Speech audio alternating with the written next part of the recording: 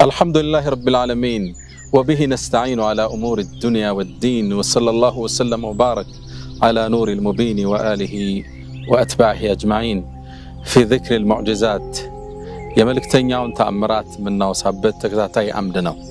ባለፈው ተከታታይ ፕሮግራሞቻችን በርካታ ተአምራቶችን አንስተናል።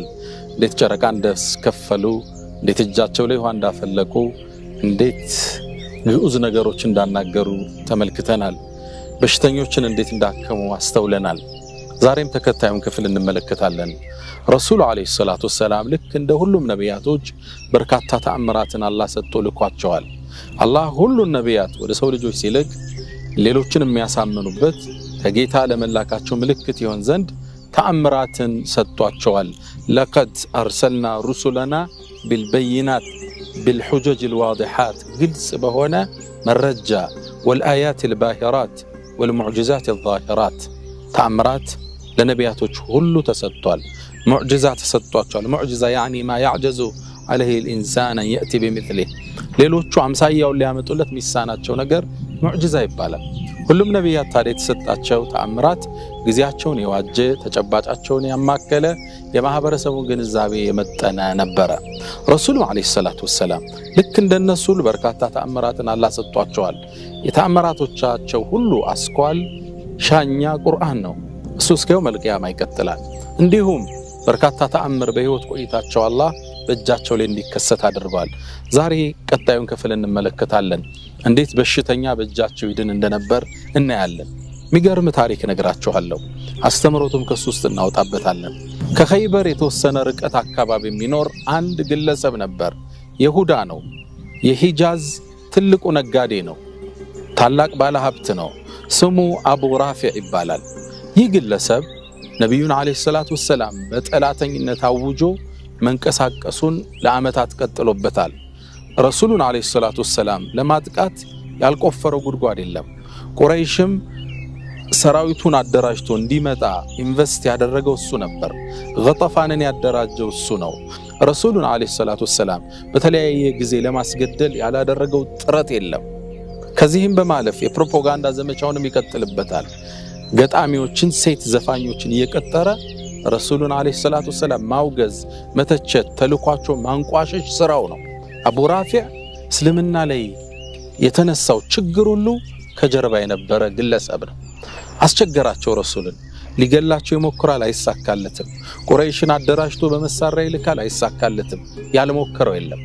ከዚህም አልፎ የኸንደቅ ዘመቻ ጊዜ ይሁዳዎቹ ረሱልን እንዲክዱ ያደረጋቸው እሱ ነው። ከእሳቸው ጋር ስምምነት ከተፈራረሙ በኋላ አገራቸውን በጋራ ሊጠብቁ ስምምነታቸውን ጥሰው ክደትን ያወጁት በሱ ገፋፊነት ነው።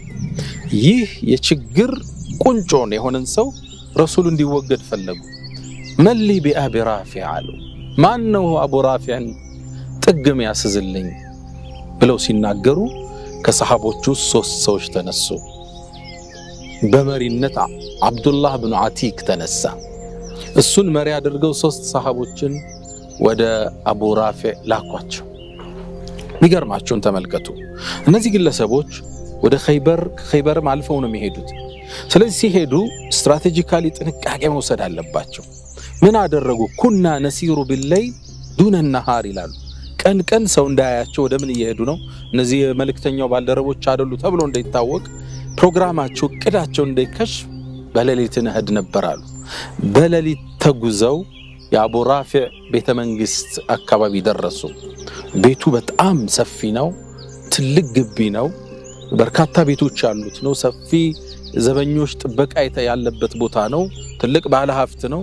ከቤት ውስጥ ሌላ ቤቶች፣ ሌላ ህንጻዎች ያሉበት ቤት ነው። ጥብቅ መኒዕ ይሉታል። በጣም የተደራጀ ከፍታ ያለው አጥሩን ለመውጣት የማይመች በርካታ ዘበኞች አሉት። ለጥበቃ የተመቸ አሰራር ነው የተሰራው የሱ የሚኖርበት ቦታ። ደረስነ ይላል አብዱላህ ብኑ አቲክ ታሪኩን ሲነግረን። ደረስነ፣ እንዴት እንግባ? በሩ የምትከፈተው ከጥንቃቄያቸው ጥግ የተነሳ ጧት አንዴ ትከፈታለች። ያውም ከብቶቹ፣ ላሞቹ፣ ፈረሶቹ፣ አህዮቹ ለግጦሽ ስለሚወጡ። ከዛ ማታ ደግሞ ለብቻ ይከፈታል እነሱ ለማስገባት። ከዚህ ውጭ በሩ አይከፈትም። በከባድ ጥንቃቄ ነው በሩ የሚጠበቀው።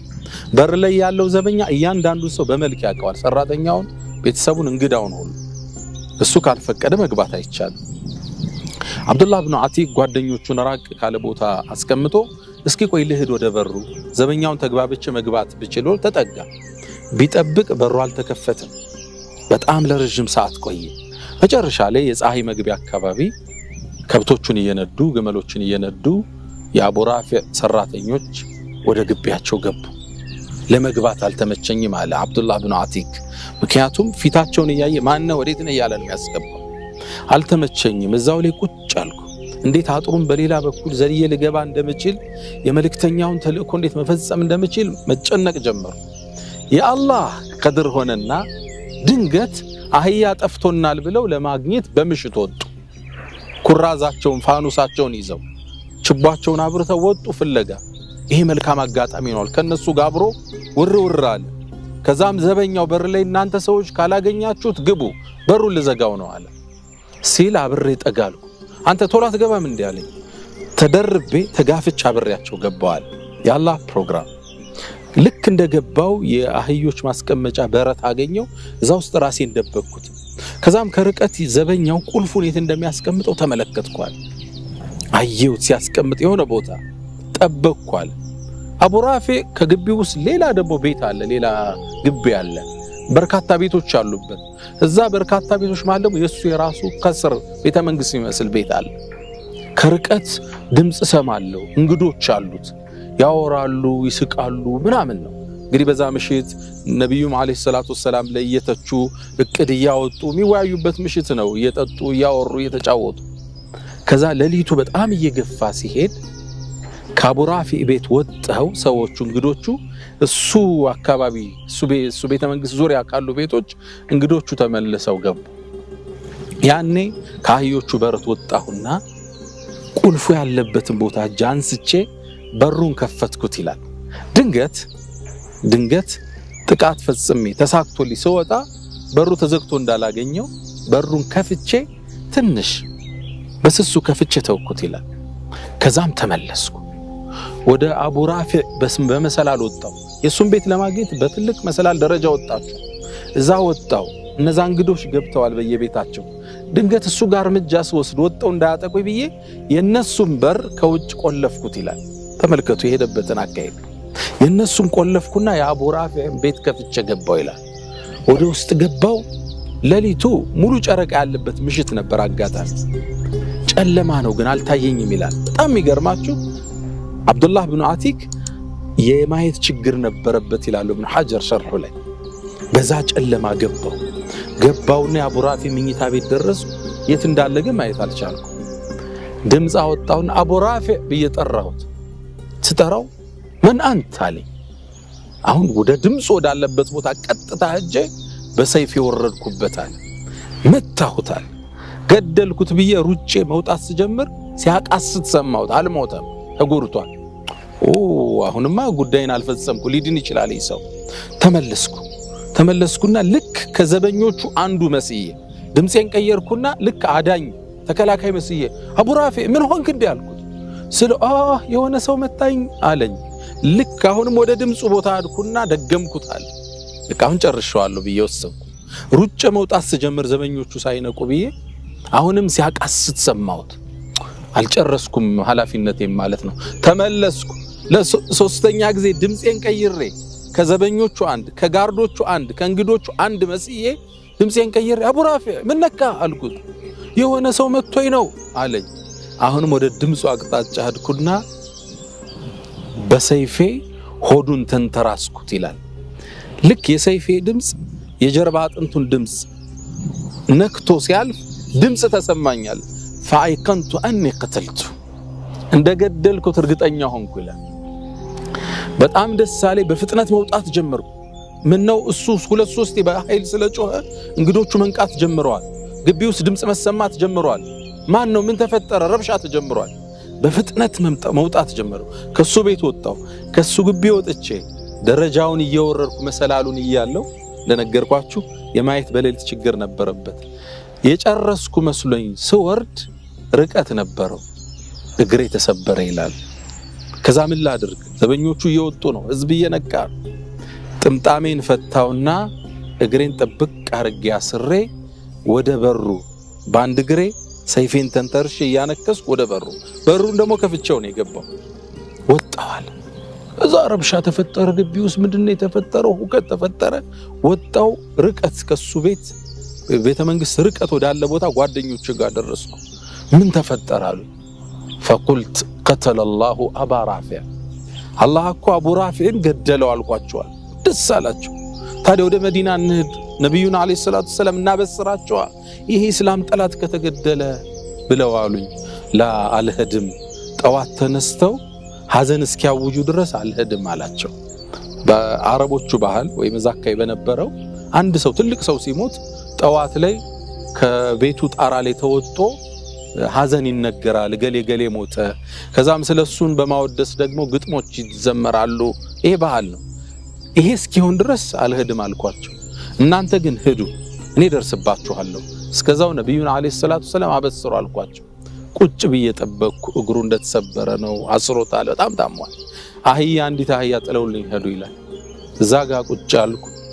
ንጋት ላይ ወገግ ሲል ጣራው ላይ ወጥቶ አዩሃና እናንተ ሰዎች ሆይ እኛ የአቡ ራፊዕን ሞትና እንነግራችኋለን።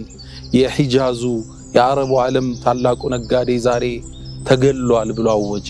በጣም ደስ አለኝ። አህያዬን ተሳፈርኩና ወደ መልእክተኛው ሩጫዬን ቀጠልኩ።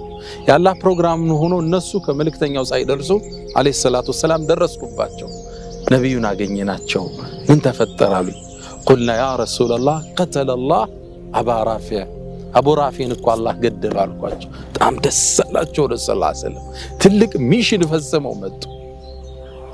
ከዛም ጎንበስ አልኩኝ። የአላህ መልእክተኛ ግን እግሬ ተሰብሯል አልኳቸው።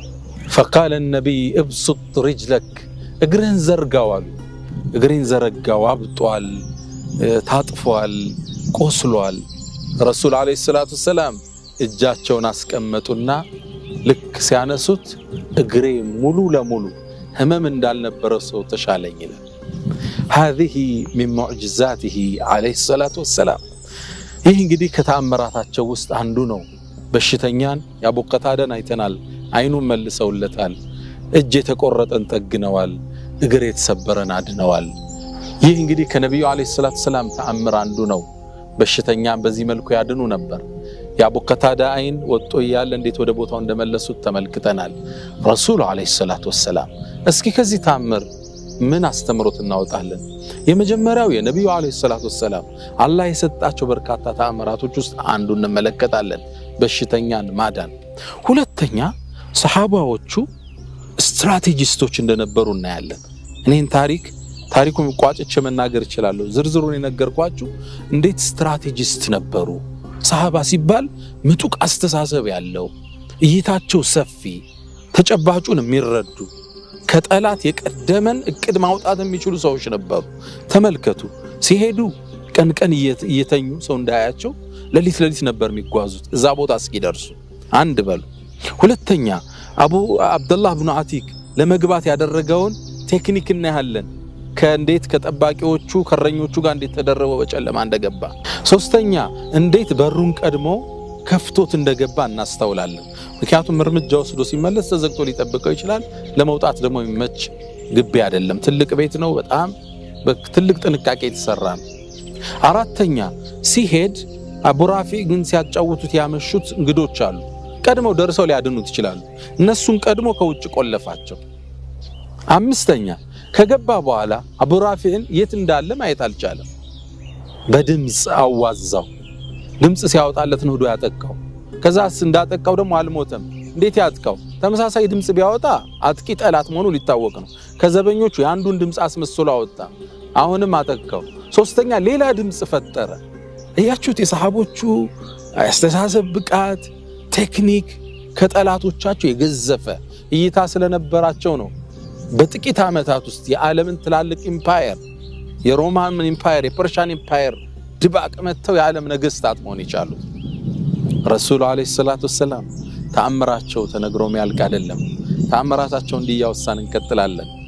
በቀጣይ ፕሮግራም እንገናኛለን። ሰላም አለይኩም ወራህመቱላሂ ተዓላ ወበረካቱሁ።